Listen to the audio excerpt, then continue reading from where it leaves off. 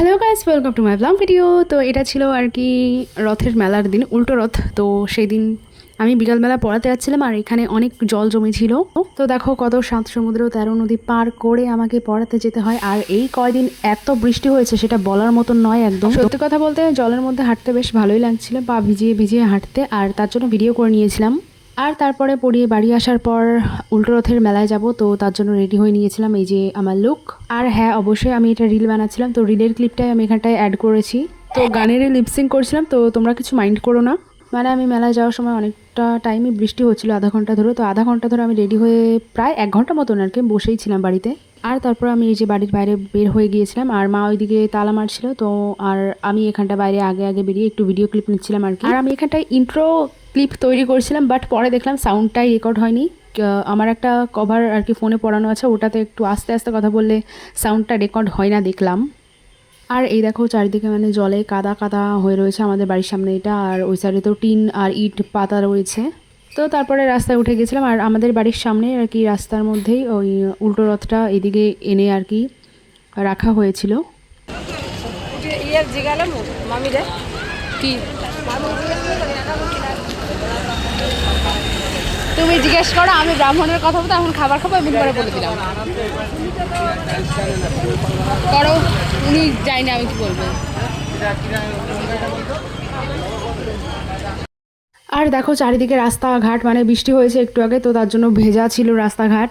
আর তারপরে এই যে জগন্নাথ ঠাকুরের সামনে গেলাম, সেখানে একটু প্রণাম করলাম আর ভিডিও আর ফটোস নিয়ে নিয়েছিলাম প্রভুর। কি সুন্দর লাগছে দেখো, দারুণ লাগছে দেখতে।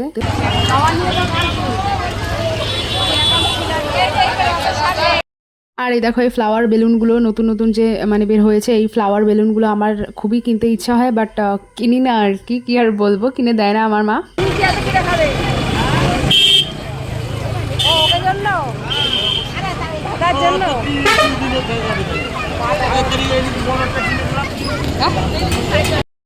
তবে অবশ্যই ভবিষ্যতে আমি একদিন ফ্লাওয়ার বেলুন কিনবই কিনবো।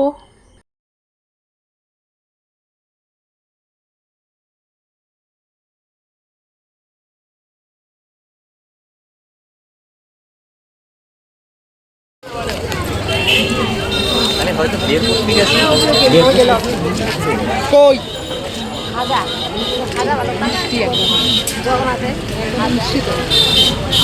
আর তোমার কতটা দেবো। তো এখান থেকে আমরা নিয়ে নিয়েছিলাম নিমকি আর এই খাজা, আর নিয়ে নিয়েছিলাম আর একটা কি নিয়েছিলাম নিজেরই মনে নেই, যাই হোক। তো তারপর আমার মোমো খেতে ইচ্ছে হচ্ছিলো, তো এই দোকানটা থেকে মোমো পার্সেল করে নিয়েছিলাম বাড়ি গিয়ে খাবো বলে, তার জন্য।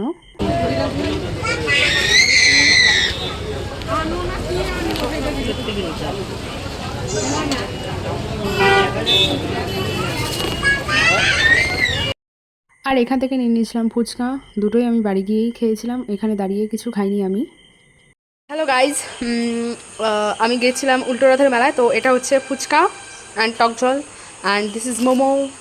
তো চলো খাওয়া শুরু করা যাক।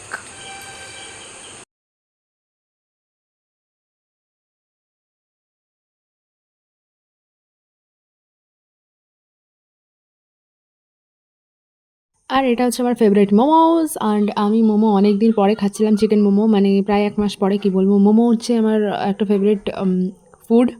এটাকে ছাড়া আমি আর অন্য কিছু এখন ভাবতে পারি না। তো যেহেতু আমি 1 মাস চিকেন মোমো খেতেই পারিনি, তো সেদিনকে পেয়ে আর কি অনেক অনেক হ্যাপি হয়েছিলাম।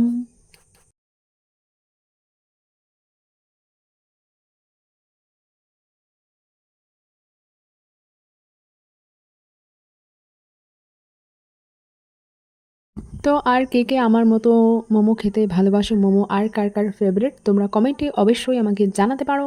তো আজকের ব্লগটা ছিল এইটুকুই। ব্লগ কেমন লেগেছে কমেন্টে অবশ্যই জানিও, আর আরও এরকম নতুন ব্লগ পেতে হলে আমাকে অবশ্যই ফলো করে দিও।